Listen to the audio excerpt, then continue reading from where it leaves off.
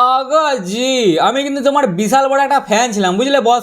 ভলেই সবাই তোমাকে হেট করুক, আমি কিন্তু তোমাকে ভালোবাসতাম, কারণ আমি মন থেকে জানতাম যে তুমি ঝাঁটেরও ক্যাপ্টেন হওয়ার অকাত নেই তোমার, ঠিক আছে। তুমি খেলাও পারো না ক্যাপ্টেন্সি করতে, তোমাকে যদি গলি মহল্লার ক্রিকেটেও তোমাকে ক্যাপ্টেন করে দেওয়া হয় না, ওখানেও তুমি হেগেতে চলে আসবে, সেই রকম ফুল ভরসা আছে তোমার ওপর। তুমি না ফিল্ডিং পারো, না ব্যাটিং পারো, না ক্যাপ্টেন্সি পারো, কিচ্ছু পারো না, খালি তুমি চকাম চকাম বাবুল গাম মারতে পারো, আর কিছু পারে না। এর কোন কোম্পানির বাবুল গাম চেয়ে ভাই জিজ্ঞেস করো দেখিনি, ওদের কোম্পানি এখন উঠে যায়নি, এর জন্যই মনে হয় টিকে আছে, বুঝলে। খালি কিচ্ছু পারে না, খালি চকাম চকাম বাবুল গাম মারতে পারে। তা এর প্রেস কনফারেন্স দেখে আমি যতটা বুঝলাম, এ ইনডাইরেক্টলি আমাদের ক্যাপ্টেনকে দোগলা বোঝাতে চাইলো, যে আমাদের ক্যাপ্টেন নাকি দোগলা, অর্থাৎ সূর্য কুমার যাদব দোগলামি আছে তার মনের মধ্যে। আচ্ছা বেটা, তাহলে এই ব্যাপার আগাজি, আমাদের ক্যাপ্টেন তাহলে দোগলা তোমার চোখের সামনে? দাঁড়াও দেখছি কি রকম দোগলা। তার আগেই বলি ভাই, এইবারের যে এশিয়া কাপটা হয়েছে না, ফুল পয়সা উসুল এশিয়া কাপ ভাই, বুঝলে। কাল ম্যাচ শেষ হওয়ার পর যে কত কিছু হয়েছে না, তোমাদেরকে একটা ভিডিওতে বলে বোঝানো সম্ভব নয়, এত কিছু হয়েছে। ইন্ডিয়া এত দিক থেকে এদেরকে গুঁজেছে, এত দিক থেকে গুঁজেছে, এরা যে ট্রোমাটাইজ হয়ে গেছে, মাথা পাগল হয়ে গেছে এদের, যে কি করবে না করবে কিচ্ছু খুঁজে পাচ্ছে না। শালা চোরকে ট্রফিলে পালাচ্ছে, কি আবার পয়সার অ্যাটিটিউড দেখাচ্ছে। উড়িয়ে ভাই, ম্যাচ যে শেষ হলো, যেমন ভাই প্লেয়ারদের ইন্টারভিউ হয়, ইন্টারভিউ হলো, পাকিস্তান ছেঁচড়ার মতন এসে যেমন ওরা ট্রফিলে, ওদের কাছে কিছু ব্যাপার নাই, ছেঁচড়া ছেঁচড়া।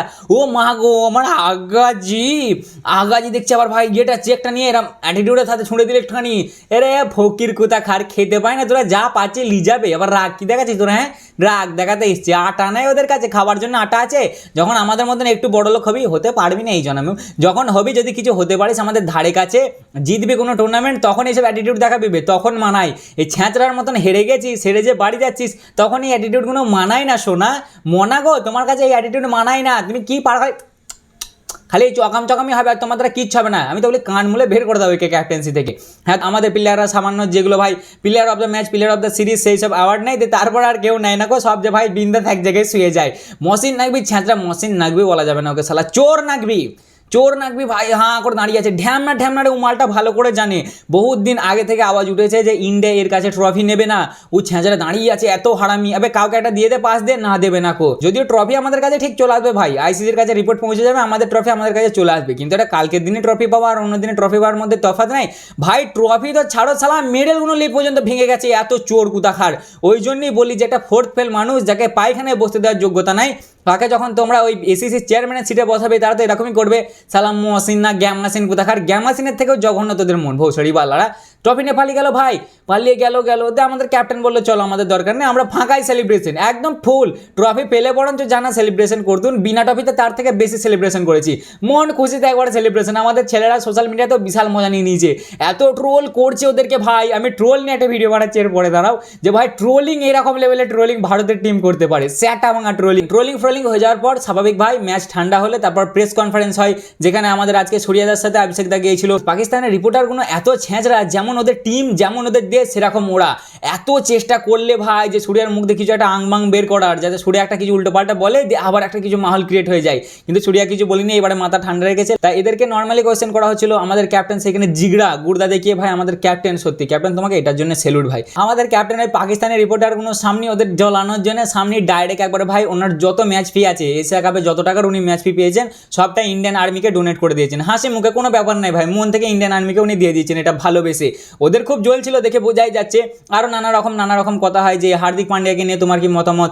উনি বলে যে হার্দিককে বলা হয় যখন খেলবে না, হার্দিকের মনটা খুবই খারাপ হয়ে যায়, কারণ এতদিন খেলে আসছে, ফাইনালের আগে খেলতে পায় না, সেটার জন্য ওনার মন খারাপ হয়ে যায়। শিবম দুবেকে নিয়ে আমাদের অনেক আশা ছিল, শিবম দুবে সেই আশাটা আমাদের ভরসা রেখেছে, ওকে অনেক ব্যাটিং প্র্যাকটিস, অনেক ভালো করে বোলিং প্র্যাকটিস করানো হয়েছে, যাতে ফাইনালে ভালো করে পারফরমেন্স দিতে পারে, মানে সব কিছুই ঠিকঠাক ছিল। আবার একজন জিজ্ঞাসা করলে যে ট্রফি না নিয়ে সেলিব্রেট করতে কেমন লাগলো, সূর্যদা বললো দেখো ভাই, আমাদের কাছে সেরকম অকওয়ার্ড কিছু লাগেনি, কারণ সকলেই তো জেনে গেছে চ্যাম্পিয়ন কারা সেটা ম্যাটার করে, ট্রফিটা তো মেন ম্যাটার করে না, যে ট্রফি পেলে তবেই তোমরা চ্যাম্পিয়ন হবে। গোটা সোশ্যাল মিডিয়া বলো, গোটা দুনিয়া বলো, সকলেই জেনে গেছে যে 2025-এর এশিয়া কাপ কারা জিতেছে, আমরা অতি খুশি ভাই। আমাদের এই যে 15টা ছেলে আছে, সাপোর্ট স্টাফ আছে, এরাই আমার কাছে ট্রফি, আমরা সবাই মিলি ট্রফি ভাই। আমাদের দেশের লোকেরা তো জানে যে আমরা কেন ট্রফিটা নিইনি বা কার হাত থেকে দিচ্ছিল বলে নিতে চাইনি, তাই আমাদের লোকেরা অবশ্যই আমাদেরকে সাপোর্ট করবে। আর আমরা অলরেডি জিতে গেছি ভাই, ঠিক আছে, এতে নুকানোর কিছু নাই, যেটা আমরা জিতে গেছি সেটা সকলেই জানে। তাদের ট্রফি পেলাম আর না পেলাম, ওরকম 8টা ট্রফি অলরেডি আমাদের কাছে আগে থেকেই আছে। ভারতের প্রেস কনফারেন্স হওয়ার পরই পাকিস্তানের প্রেস কনফারেন্স হয়, যেখানে ওদের আগা আসে, আগা সাবো এসে আবার আমাদের কপি, কি কপি মারে ভাই, ছেঁচড়া, এরা এত কপি করতে পারে রে ভাই, আমাদের এত কপি মানে কিচ্ছু ওদের দ্বারা হবে না, একটা পোস্ট কপি মেরে দেবে, যা করবে সব কপি।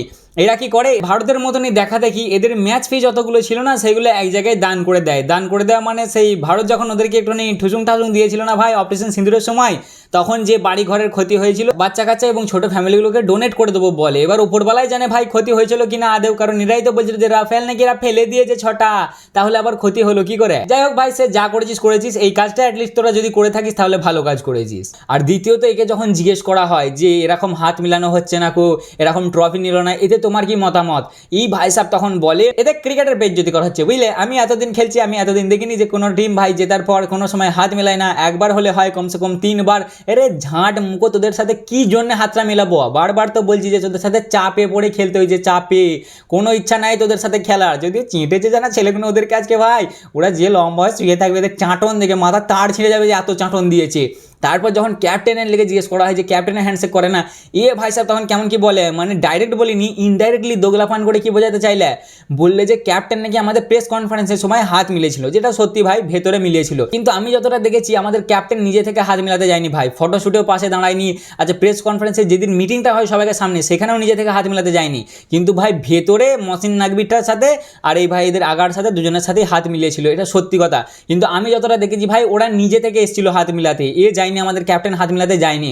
কিন্তু সেই কেসটা কেমন ঘুরিয়ে বলে, এদের ক্যাপ্টেন আছে না, ও খুব চালাক মাল আছে, ক্যামেরার সামনে হাত মিলায় না, ক্যামেরার বাইরে হাত মিলায়। যখন এবার ক্যামেরার সামনে কিছু হচ্ছে না তখন মুখ ঘুরিয়ে নিচ্ছে, হাত মিলাচ্ছে না। কিন্তু যখন ক্যামেরার বাইরে হয়েছে, যেমন প্রেস কনফারেন্সের পরে যে ঘরের ভেতরে, তখন সবাইকার সাথে হাত মিলিয়েছে। উড়িয়ে ঝাঁটু, তখন তোরা হাত মিলাতে এসেছিলি বে, আর ও ছেলেটা একা ছিল বলে হাতটা মিলিয়ে নিয়েছে।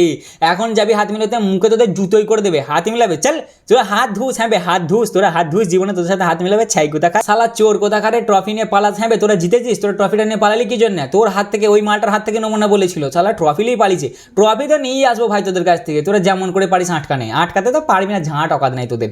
তা ভাই এই ছিল খবর, কেমন লাগলো অবশ্যই জানাবে, ভালো লাগলে লাইক কমেন্ট শেয়ার অবশ্যই করবে। দেখা হচ্ছে আবার পরের ভিডিওতে, চলো ততক্ষণের জন্য টাটা।